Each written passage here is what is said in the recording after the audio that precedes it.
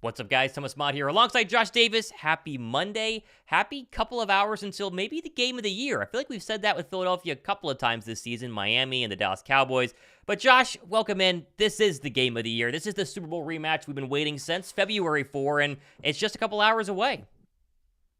It is, yeah. It feels a little bit odd because we've talked about this, or talked about this right before the show. But a Monday usually feels like a game recap. We haven't had a Monday Night Football game in a while, but it's awesome because we're going to be in the national spotlight. It feels very reminiscent of the Super Bowl, of course. Is it a revenge game? I know some people are saying that. I kind of joked about it a little bit too. I don't know that it's really a revenge game, and most of the Eagles are saying not really because it's a regular season game. Like, right, if you win the game, it's not like we're hoisting a trophy, and it's different players on the team now. A lot of them the same, and the key players. Yeah, it's not really like a big revenge game from that sense. So I'm looking forward to it. Let me try to mute that. I don't know if you heard that, but sorry.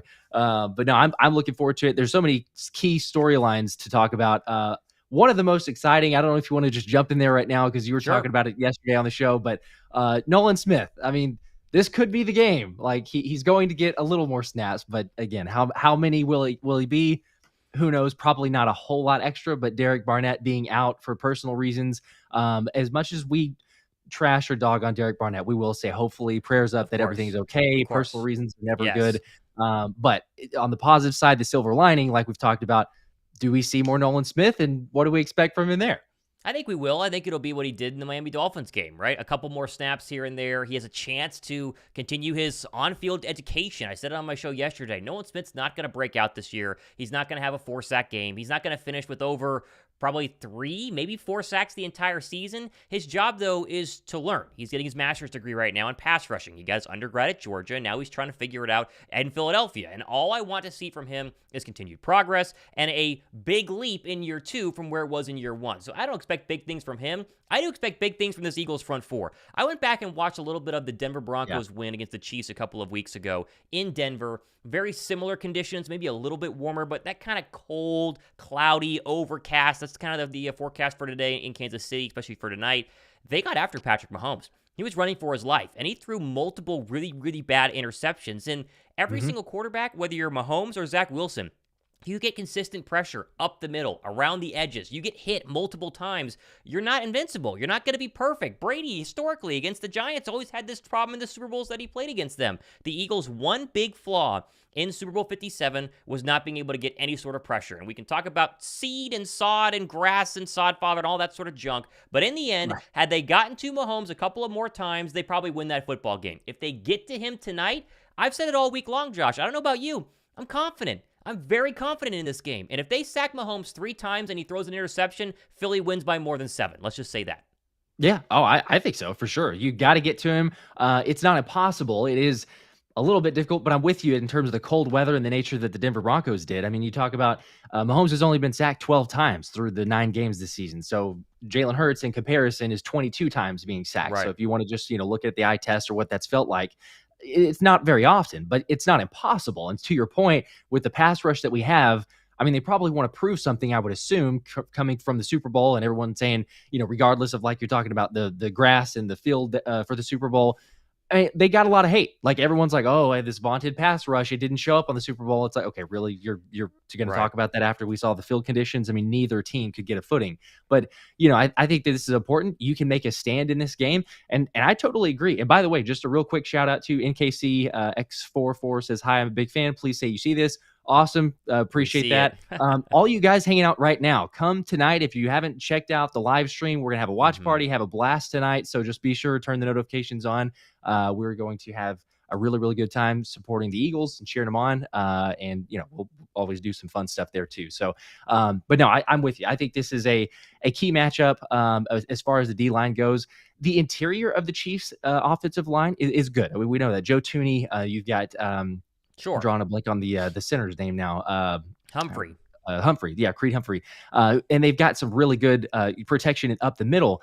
The outside, like we talked about, I mean, that seems to be a little bit more susceptible. But then the question becomes, and we've seen this a number of times, and I hate to always bring it up, but, I mean, we saw in the Super Bowl, most importantly, is Mahomes seems to just scramble out of the areas that you have him under contained. It's like, oh, you're about to get him. All of a sudden, it keeps a play alive.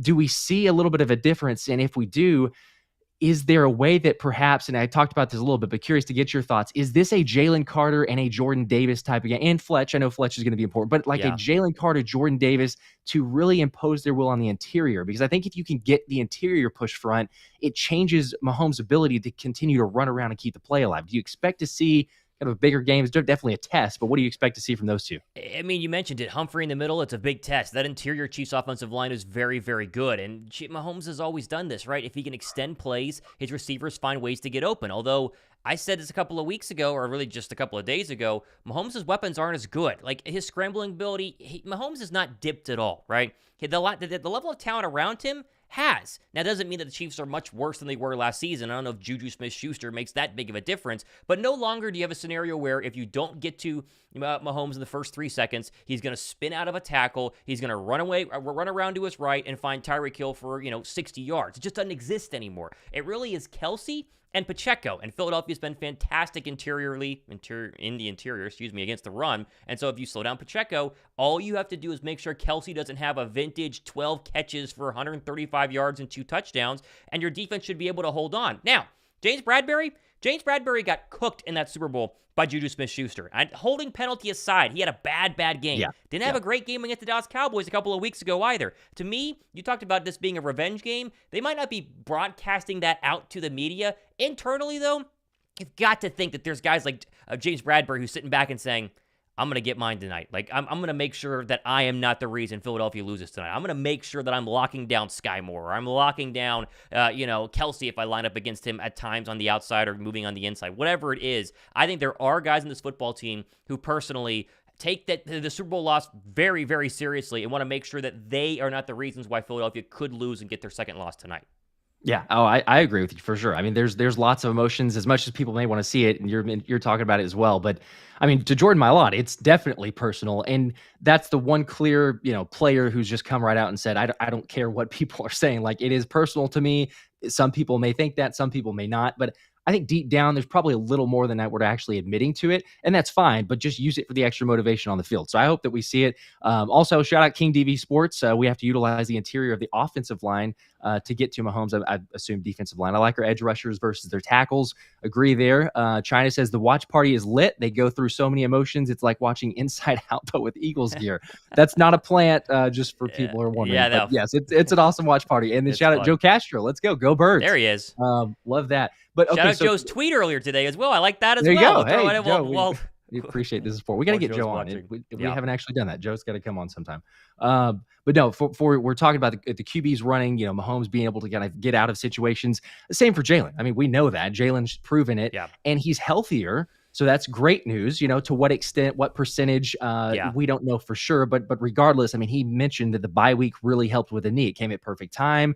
We're going to see a lot better. Reports are from practice. He was moving laterally very well. No signs of an injury on that side. So do we expect to see, I guess twofold, do we expect to see Brian Johnson call running plays and QB draws?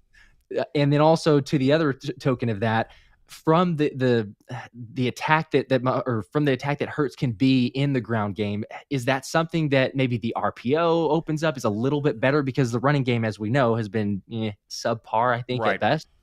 No, I think RPOs are going to start to kind of open up a little bit more in the next couple of weeks. And I saw a tweet from, what was it, Ellie Shore Parks, who said, I wouldn't give the Chiefs, my best shot. I wouldn't reveal my defensive plan. I'd save it for the Super Bowl. And I get his idea, but it's a classic Ellie Shore Parks, clickbait, rage tweet, try to make you react to it. Listen up. The Lions won yesterday. The Lions were down 12 with 4 minutes to go. They came back and won. They're one loss behind you. Dallas, they rolled yesterday, despite the fact that they were only up 7 in the fourth quarter against the Carolina Panthers. And, of course, the 49ers, seemingly after their 3-game losing streak, they're back. Brock Purdy had a perfect passer rating. There are 3 teams in the NFC that are right below Philadelphia. They're like right over there. And if Philly slips up at all the next couple of weeks, the room for error for the number 1 seed starts to change a little bit in terms of, what if you're the 2 seed? What if Detroit is the 1 seed? What if you got to play the Niners in the divisional round versus the NFC title game? I would give the Chiefs everything that I have. And if that includes running Jalen Hurts and using some more RPO than you have, as long as he's healthier, like you said, and apparently he is, no knee brace on at practice this entire week. He mentioned it in the post-game or the press conferences on, Wednesday, with a smile, which is rare, that I'm feeling better. I would run him. I would use it. You can't sit back and keep saving things, right? The first couple of weeks of the season, maybe the first month of the year, sure. We don't want to give them all the secrets. We don't want to give them every single disguised blitz or every single offensive running scheme or every single, RPO, whatever. The time is now. The Eagles need to get the number 1 seed. I can't keep emphasizing that enough. You have a tough stretch here. You have the Chiefs. You have the Bills, who finally got back on track offensively yesterday. Then you play the Niners. Then you go ahead and play the Dallas Cowboys. They need to win as many games as possible. It starts tonight. If they go 3-1 over the next 4, or heck, 4-0, you're the 1 seed, and you're 2 wins away from going back to the Super Bowl, something Philadelphia has never been able to do. No, and that's huge to your point. The getting the home field advantage, we talked about it a number of times. Everyone, I think, realizes that, but it's still a little bit odd. And I know everyone hated it yesterday with the Lions game. I'm thinking this is going to be great, right? The Bears are going to come away with a win. This is going to be fantastic. Who would have seen this coming? Because as we look through their schedule, that's one of them you probably chalked up as, they're going to win that one. That's not going to be too difficult. And sure as the world, they still win it. But it would have been great. But yes, right now, I mean, the main competition in terms of that top spot is the Detroit Lions, especially with the way looking at their schedule. So I don't know. I'm hoping maybe there's a slip up. They don't have, a for sure, I mean, guarantee. Obviously, as we know in the NFL, there's no guarantee. But there's a couple potentials. Maybe we're even rooting for Dallas in week 17 against Detroit. So who knows there? But yes, I think if you take care of business, the beauty is, I mean, we control our destiny right now. Like we went out, like you talked about, or we could even probably lose one game and still be perfectly fine. So, there's plenty of time. Really, it's the focus on the present. As we know, I mean, you've got the Chiefs right now to make a big statement. I think that as much as we talk about the team saying, again, this is just another game. I know Sirianni's mentioned it. He's also said whenever you watch the tape that there were moments where he goes, oh gosh, like, you want to have that one back because it's human nature. And so they can talk about all they want. I think you believe too a little bit. It's probably a little bit of a heightened extra game because we've got that. And let's not forget, I mean, we haven't beat Big Red, like 0-4. And Fletcher Cox talked about it too. He's like, oh yeah, I know that stat. It's one that, there's extra motivation there. So whether they're going to come right out and say it, do we get the win against Big Red Monday Night Football in Kansas City? It's going to be difficult. I don't expect it to be a runaway. I think you're a little bit more optimistic though. Your score prediction was, remind me again, was it 7 points? 27-21. It was 6. 27-21, 6 points. Okay. I could say I'm a little bit closer. I went 24-21, but still lower-ish scoring. I don't know that we'll get into the 30s like we did for the Super Bowl. Think about the opportunity tonight, though, right? It's not just revenge. Take the Super Bowl loss out of the picture. You are 8-1, right? Couple of your better wins, though, you almost blew it against Dallas. If you want to be glass half empty, right? Almost blew it against Dallas. The Dolphins are not the juggernaut team that we thought they were. They almost lost to the Raiders yesterday. Philadelphia has had some games where you sit back and go, okay, stuff needs to be cleaned up. And the national media, they see that, and they obviously adjust their rankings. Is Baltimore better? Are the Chiefs better? Dallas is hot. Are they better right now? We see all that noise. You have a chance to go into this week playing against Big Red against a bye, which is virtually impossible to do in terms of win. You're at Arrowhead, maybe the hardest place to play outside of Seattle, right? I mean, in terms of a road game, prime time, Arrowhead, that's difficult. Mahomes coming off a bye, who you've never beaten. And you are beginning what is going to be the hardest stretch in the National Football League for any football team, right? So not only are you having to worry about KC tonight, but you got to play resurgent Buffalo with Joe Brady, offensive coordinator, next week. Then you got to play the 49ers NFC title game rematch. Then you play Dallas on the road. Dak hasn't lost in 13 games or something ridiculous like that at Cowboy Stadium. Like, seriously, tonight is an opportunity. If you go win this game, what else are they going to say about you? Nothing. There's nothing else that they can say about you because you would have done it all. You would have beaten the best team in the league on the road, off of a bye, with the Super Bowl loss hanging over. I just can't wait for it. I mean, I was excited for the Cowboy game. I really was. That was game of the year for me. This feels 10x more important. This feels 10x bigger. And it's not just because Monday night versus Sunday afternoon. This feels way, way bigger for all the reasons that I just stated. Yeah, it's a big game. I agree with you. I mean, again, it's Dallas is different as we know, but I mean, yes, as far as this game here, it's massive. Certainly, if you win it, are the media or people going to find flaws even if we win? Probably. It's just a never-ending cycle with the Eagles. But I agree with you. Like, if you win this, it's the statement game. An extra one because there's not as many excuses. They'll still find some, but there's not as many excuses in this of you did go into all the reasons that you mentioned of why it would be an incredible win and kind of a statement to continue on from here. China says here too, I believe it too because of Jay Kelce saying he hasn't beat them yet in his career. The young guys are going to get the dub for him. I think so. I think Yeah, I everyone like also that. wants to rally around. They're seeing this is probably Kelce's last season. It's Mhm. an extra motivation, right? You want to send him out like beat younger brother. It's always a good storyline there. So I'm curious to see though because with the offense. The offense has been playing really well, and we got to give kudos to Brian Johnson. As much as we knocked him early on in the Yeah, season, there were some much issues, better. and, the red zone, all that other stuff. He's gotten much better. But this Chiefs defense is not the Chiefs defense of the Super Bowl. And just to Right. make sure, remind everyone, like in the past, in the Super Bowl, yeah, we put up 35, and the Chiefs defense was not the one that carried the team. It was the offense. But you fast forward now, the Chiefs are what is 17 points per game, I think, is what they're It's averaging. It's a low. really low number, It's and they're second really in good. sacks. So I see this as more of a kind of grinded out defensive battle, cold weather. I think did the rain officially kind of move out or not as likely? I know it was I think kind it of going to be will, likely. right? Will it? Yeah. Okay, okay. So you have that factor too. Do we see this as a potential? We mentioned it briefly, but Cam Jurgens going to be back. So you got your right guard situation there. Everyone's talked about it. You and I have talked about it. How much does he help the running game? I think he does. But do we see it where this game is really a running game, a chance for kind of imposing your will? Because the Chiefs' defense, if you want to find any weaknesses or areas, is yards per carry allowed. Now, teams don't run very often, similar to like they don't run very often against us. Right. But when they do run against the Chiefs, they're giving up 4.6 yards a carry. Do we see a resurgence of Agent Zero? Do you believe maybe it's Kenny Gainwell night or possibly randomly a Rashad Penny sighting? What do you expect from the running game? I think they're going to try. I think that first drive, I mean, we talk about the scripted drives for Brian Johnson being fantastic. He's been incredible the past couple of weeks and getting them in the end zone on the opening drive.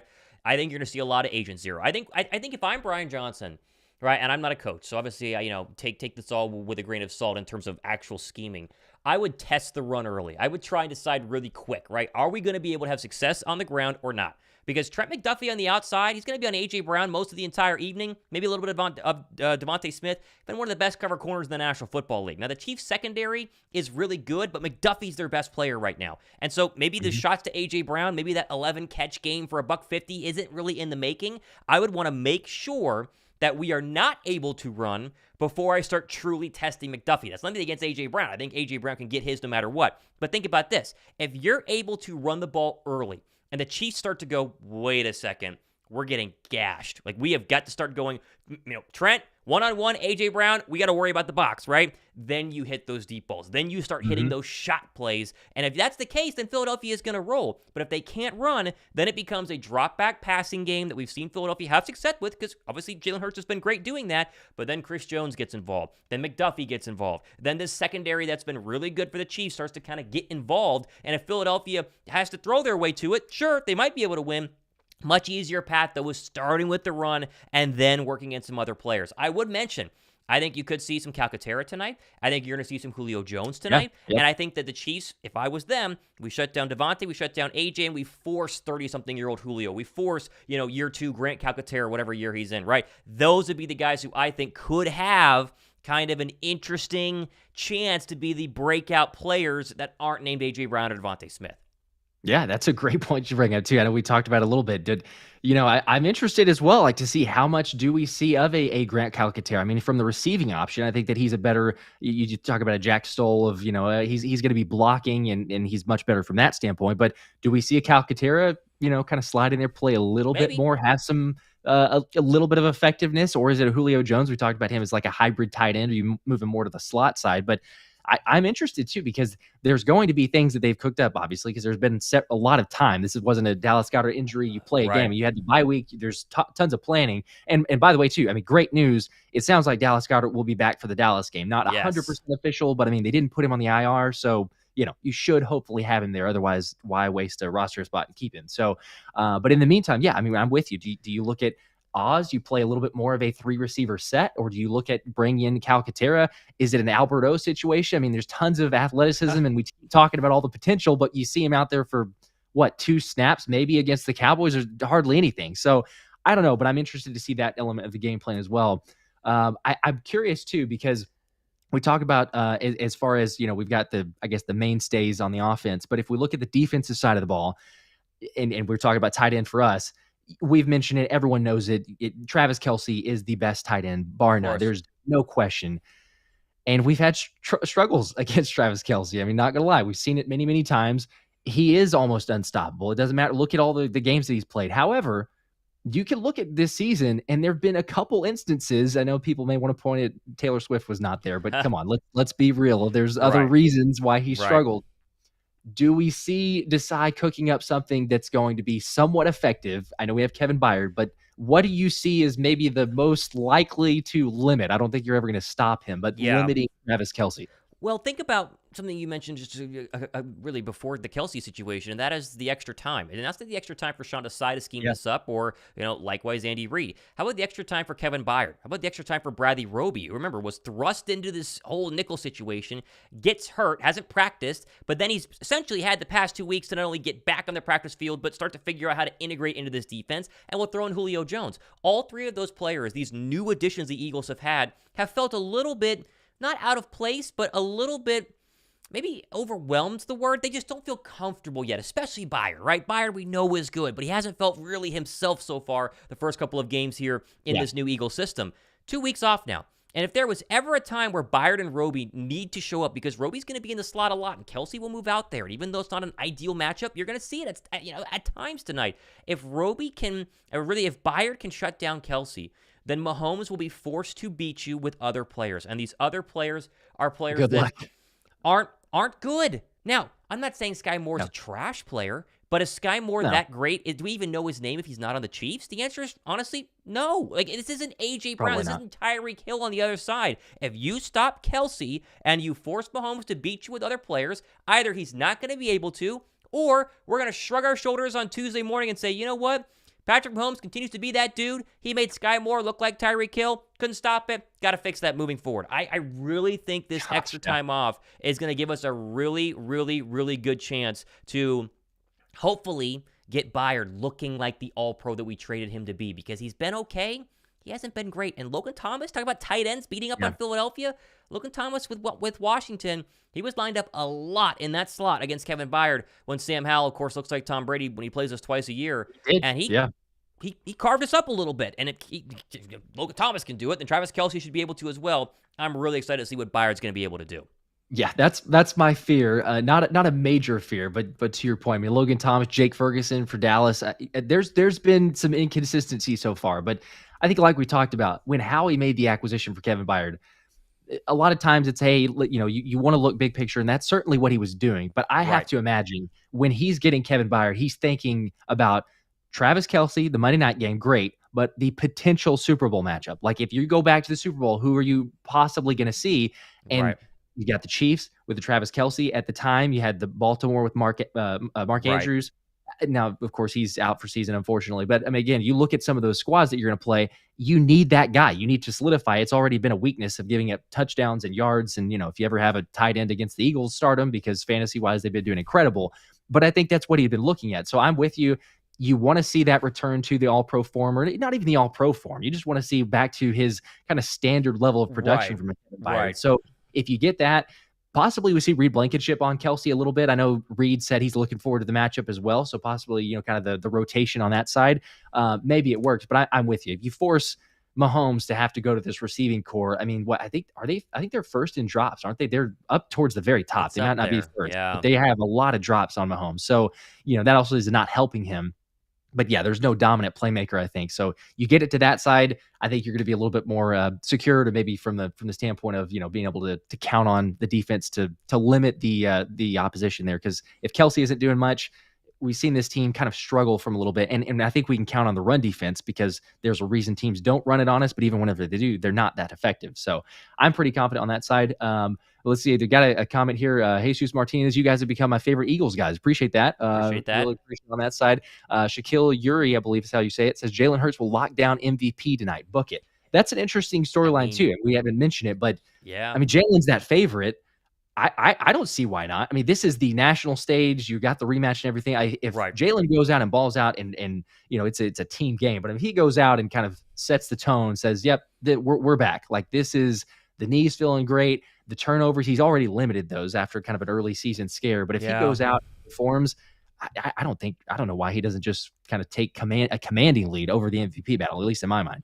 Right, commanding is the key because there's so much time left, and there are other players who have, had some really good stakes in the MVP claim. But remember what Jalen did in the Super Bowl? I mean, he balled out. He was that. Yep. That was the question, because we have to remember where we were going into the postseason last year, and I think people try and just glorify the 2022 team as if they were this invincible squad that had no issues and that were really great. Jalen goes down in the Bears game. The offense has one good week with Gardner Minshew. That was the Cowboy loss.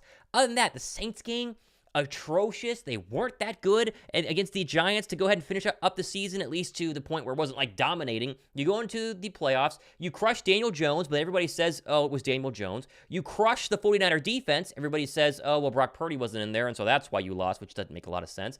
But then the whole question in the Super Bowl was, okay, now you get to play Patrick Mahomes. Now we're going to get to see the real difference between Jalen Hurts, who's good, but this is Patrick Mahomes, like the greatest of all time. And so there's going to be a big disparity, right? In that game, he outplayed Mahomes. Like, he was better than Patrick Mahomes. And it wasn't really necessarily close. Yeah. I mean, Mahomes had some good drives there in the fourth quarter, but he had good drives that were set up, right? One, you had the obviously fumble recovery, which was Jalen's one big problem, which was auto points for the Chiefs. The kick return from Kadarius Toney gets them into field goal, or gets them into scoring range. And then you have blown defensive coverages where Sky Moore and then Kadarius Toney are walking into the end zone, right? Like, it wasn't like Mahomes was leading 90-yard drives and just shredding you. He was playing well, I'm not going to lie. But the better player that day on the other side of the field playing quarterback was Jalen Hurts, and it really wasn't close. He has a chance to do that for 2 times in a row. Twice. Very rarely have we seen people do that besides Joe Burrow. It's a very big statement game tonight. I'm telling you, this is